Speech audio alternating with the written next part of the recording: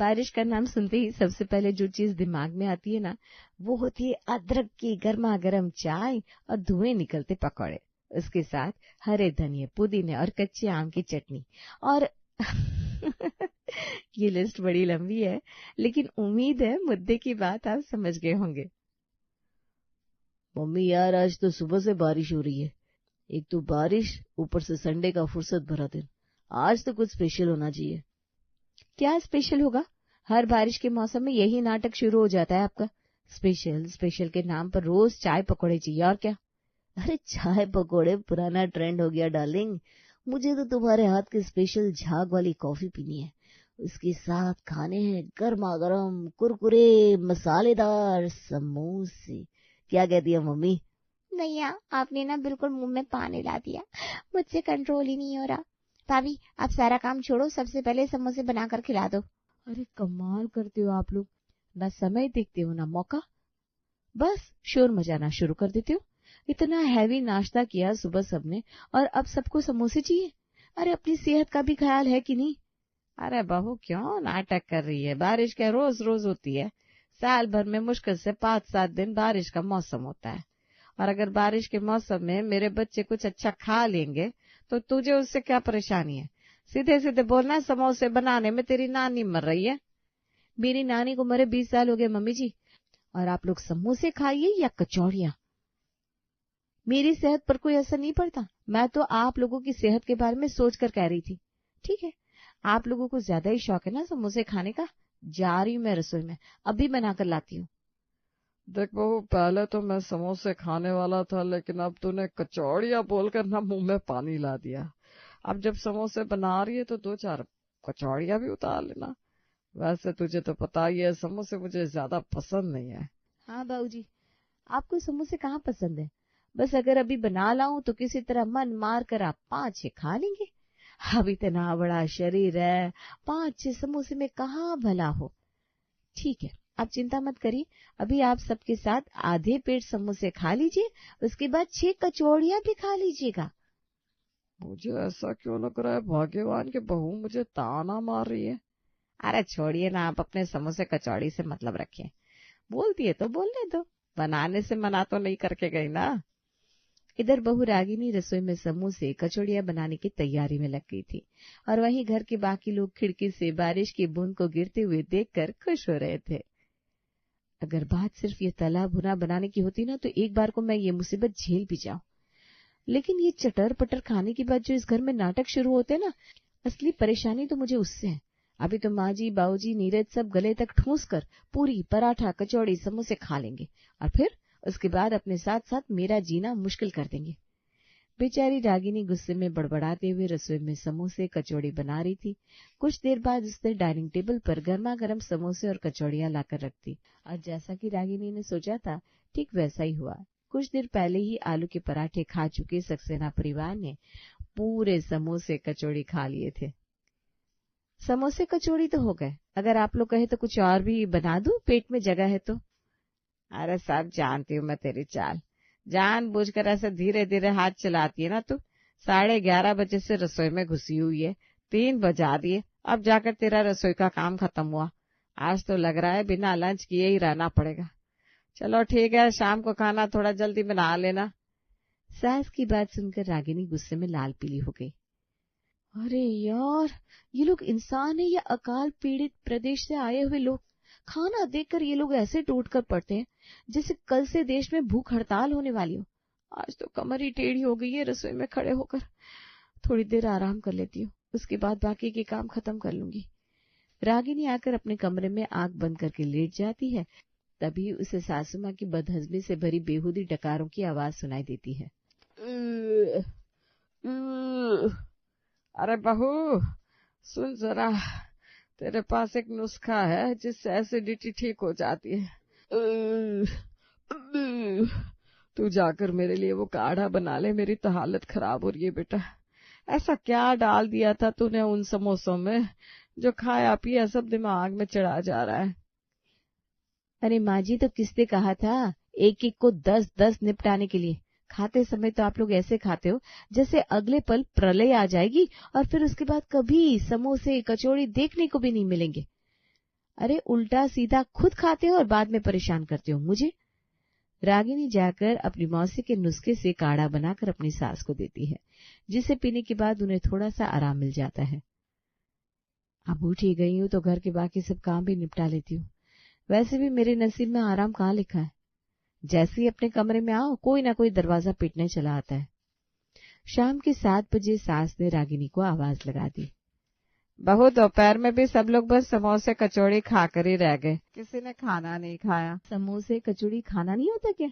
अरे वो भी तो सीधा पेट में जाता है, या उसको स्टोर करने के लिए अलग से सूटकेस बनवा कर रखा है अपने पेट में? अभी थोड़ी देर पहले ही ज्यादा खाने की वजह से हाय हाय कर रही थी आप, और फिर खाने की बात करने लगी। कान खोलकर सुन लीजिए माँ जी, कुछ और नहीं बनने वाला, अब तो मैं सिर्फ और सिर्फ खिचड़ी बनाऊंगी। इतना कहकर रागिनी पैर पटकते हुए रसोई में चली जाती है और खिचड़ी के लिए दाल चावल भिगोने लगती है। कुछ करो भाग्यवान, अब क्या तुम्हारी बहू के राज में खिचड़ी खाकर गुजारा करना पड़ेगा? मैं पूछता हूँ, हम कोई बीमार है क्या? खिचड़ी भी कोई खाना होता है? मुझसे नहीं खाया जाएगा भी खिचड़ी दलिया।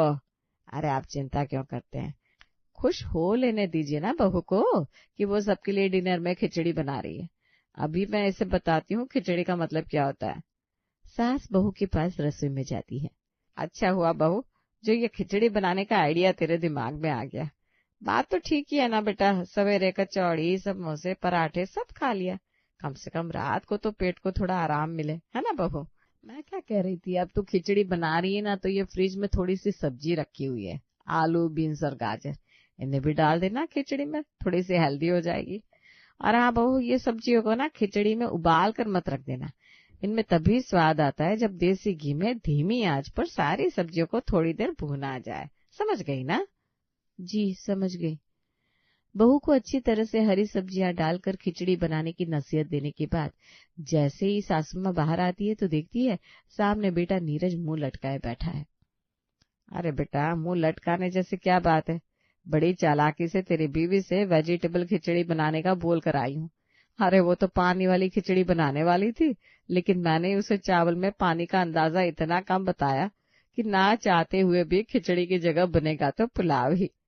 सास की चालाकी के कारण आज तो सबको बोरिंग खिचड़ी के बजाय पुलाव खाने के लिए मिल जाता है और सबके चेहरे खिल उठते हैं। अगले दिन, भाग्यवान, मौसम आज बड़ा सुहावना हो रहा है। बहू तुम ऐसा करो, बच्चे नाश्ता तो कर चुके हैं, अभी तुम चूल्हे पर कढ़ाई चढ़ाओ और आज ब्रेड रोल बना लाओ। फिर से शुरू हो गई बाबूजी आप लोगों की फरमाइश। ये खाना तो जान का जंजाल बन गया है। ठीक है, बना रही हूँ आप लोगों के लिए ब्रेड रोल। अरे इतना चटोरा खानदान मैंने अपने जीवन में आज से पहले कभी नहीं देखा। बाहर हॉल में, माँ इतनी गर्मी हो रखी है, हॉल में एक एसी लगवा दो ना।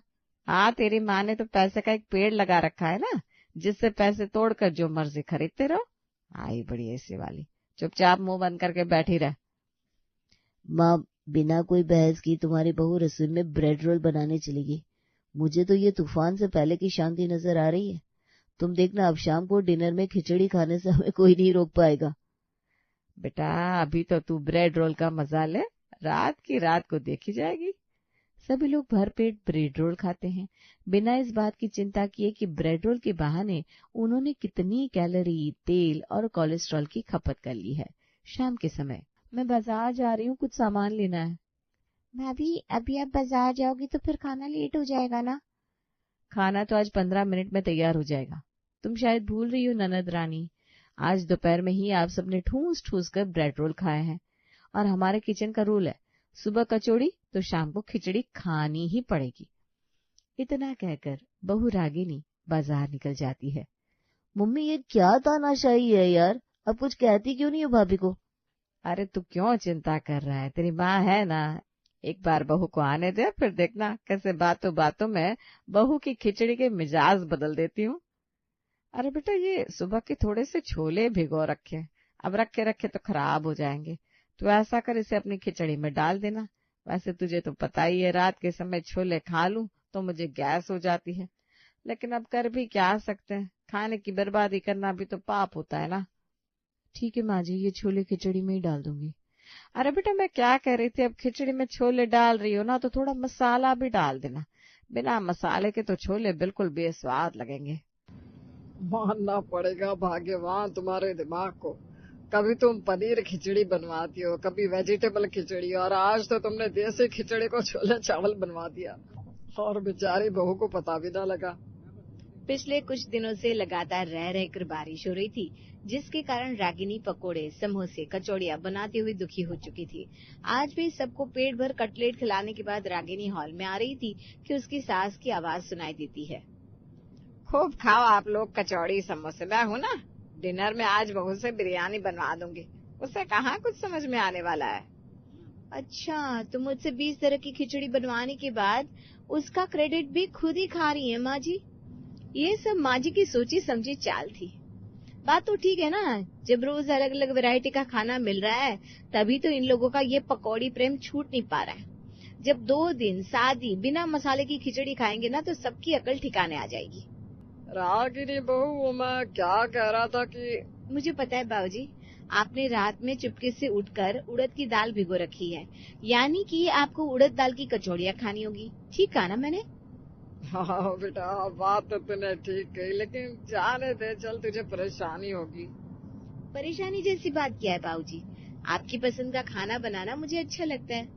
हाँ, लेकिन बाद में याद रखिएगा, अगर सुबह उड़द दाल की कचौड़ियाँ खाएंगे तो शाम को तो खिचड़ी खानी पड़ेगी।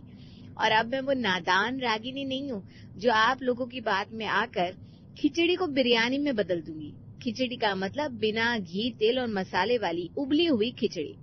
यही खाकर आप लोगों को काम चलाना पड़ेगा, क्योंकि इतना तो मुझे समझ में आ गया है कि जब तक मैं सख्ती नहीं करूंगी ना, इस घर में कोई सुधरने वाला नहीं है। बस फिर क्या था, उसी दिन से रागिनी ने घर में 20 तरह की खिचड़ियाँ बनाना बंद कर दिया और अब समोसे, कचौड़ी, पकौड़े का मतलब था उबली हुई बिना मसाले की खिचड़ी शाम के खाने में। इसका मन में ख्याल आते ही परिवार के लोगों के दिमाग से पकौड़े और समोसे अपने आप